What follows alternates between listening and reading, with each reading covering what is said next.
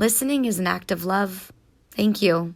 You can help lift up the voices, stories, and challenges we share by making a contribution at thiswayout.org. A sincere thank you to all of you who already support This Way Out. Your support matters. I'm Joe Bainline. And I'm Elena Botkin-Levy. With NewsWrap, a summary of some of the news in or affecting LGBTQ communities around the world for the week ending September 11th, 2021.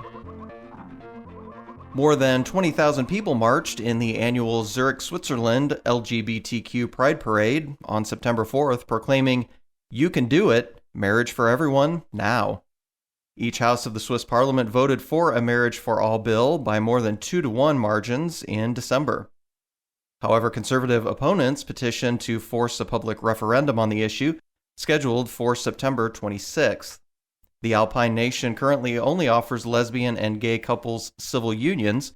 It's one of the few Western European countries without marriage equality. The referendum asks Swiss voters to approve marriage equality as well as adoption rights. It also includes access to sperm donations for lesbians and a path to Swiss citizenship for foreign partners. A public opinion poll sponsored by the Swiss queer advocacy organization Pink Cross in November 2020 found a whopping 82% of respondents supported marriage equality. Panama's Supreme Court of Justice unjustly refused to consider yet another marriage equality case on September 7th. This one was filed after the National Directorate Civil Registry of the Electoral Tribunal declined to register a Panamanian gay couple who had legally married in neighboring Colombia in August of 2017. The decision by the Central American nation's High Court defies a 2017 ruling by the Inter-American Court of Human Rights.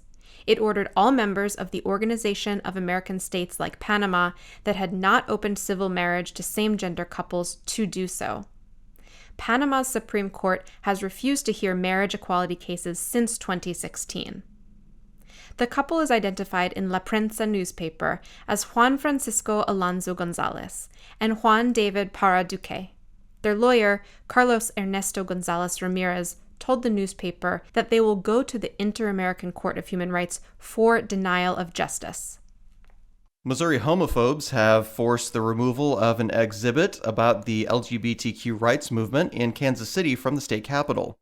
The traveling exhibit, created by historians at the University of Missouri, Kansas City, is entitled "Making History, Kansas City and the Rise of Gay Rights." It opened on August 30th for its planned 4-month run in the Missouri State Museum, located on the first floor of the state capitol. 2 days later, it was pulled after some Republicans howled that it promoted homosexuality. State Senator Greg Razor is the chamber's only openly queer member and was appalled that the exhibit had suddenly disappeared. Razor demanded an explanation from the state parks officials who manage the museum and from their boss, Director Drew Bunton of the Department of Natural Resources. Spokeswoman Connie Patterson claimed that the exhibit was removed because the department did not follow a state law that requires it to coordinate museum activities with the Board of Public Buildings. Republican Governor Mike Parson offered the same rationale. That seemed like a convenient excuse to State Senator Razor. He told the Kansas City Star, "I think it is the epitome of cancel culture that they just want to cancel my history. 30 years ago, there wouldn't be an openly gay man in the state Senate." The Missouri Independent did some digging and found that the Board of Public Buildings had never discussed museum exhibits in the past 5 years. A former museum director told the paper that, in 24 years, he never had to seek approval from the board regarding exhibits. House Minority Leader Crystal Quaid bluntly called the official excuse a lie. In a letter to Natural Resources Department Director Drew Bunton, she wrote, "If you stick to your story that the LGBTQ exhibit had to come down because the Board of Public Buildings didn't approve it, then to be consistent, that means stripping the Missouri State Museum bare." Quaid charged that failure to restore the exhibit to the museum would be tacit admission that you and the governor have caved to homophobia and engaged in content-based discrimination, the very thing your lie was intended to avoid. John Wallace used to teach speech, theater, and world mythology at Missouri's Neosho, junior high school. He was forced to resign after a few parents complained that the proudly gay man was teaching his students to be gay, or that he was pushing his agenda in the classroom. Just how did Wallace do all of that? In his words, I had signs above my whiteboards that read, "In this classroom, everyone is welcome," and an LGBTQ plus pride flag on my bookshelf.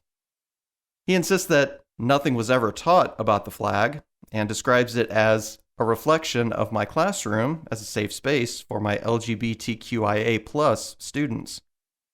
In a letter to Wallace obtained by the Springfield News Leader, District Superintendent Jim Cummins ordered him to take down the signs and the pride flag.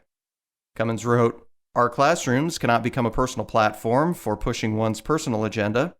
If you're unable to present the curriculum in a manner that keeps your personal agenda on sexuality out of your narrative and the classroom discussions, we'll ultimately terminate your employment." The news leader says Wallace has filed a formal complaint with the Office of Civil Rights of the U.S. Department of Education. A pride flag also got an Iowa high school teacher in trouble, and his students are getting into good trouble on his behalf. Literacy teacher Lucas Kaufman kicked off the school year by sharing a "Things That Describe Me" presentation with his students. The pride flag was one of the slides. When his students asked directly, he responded honestly that he's bisexual. The conservative Iowa Standard website pounced. Winterset Community School District Superintendent Justin Gross refused to provide specifics, but confirmed to the Des Moines Register that Kaufman was on administrative leave after concerns about his presentation had been raised. More than 100 of Kaufman's students walked out of class on September 7th in protest. Some had pride flags draped over their shoulders. 10th grader Kiana Newbro launched a Change.org petition demanding justice for Mr. Kaufman and LGBT+ community. The petition reads in part, "He admitted to his students after being asked that he was bisexual. He wanted to make sure that the LGBTQ+ students at the school know that he was a safe person to talk to and an ally for them. It is absolutely unjust and downright disgusting that government officials have now made this whole situation political." As of September 11th, more than 3,100 people have signed the petition. The Roman Catholic Archdiocese illegally fired a gay North Carolina teacher after he announced his engagement on Facebook, according to a federal judge. U.S. District Judge Max Cogburn Jr. ruled that when Charlotte Catholic High School and the diocese dismissed Lonnie Billard, they violated last year's U.S. Supreme Court Bostock ruling. That decision banned workplace bias based on sexual orientation or gender identity.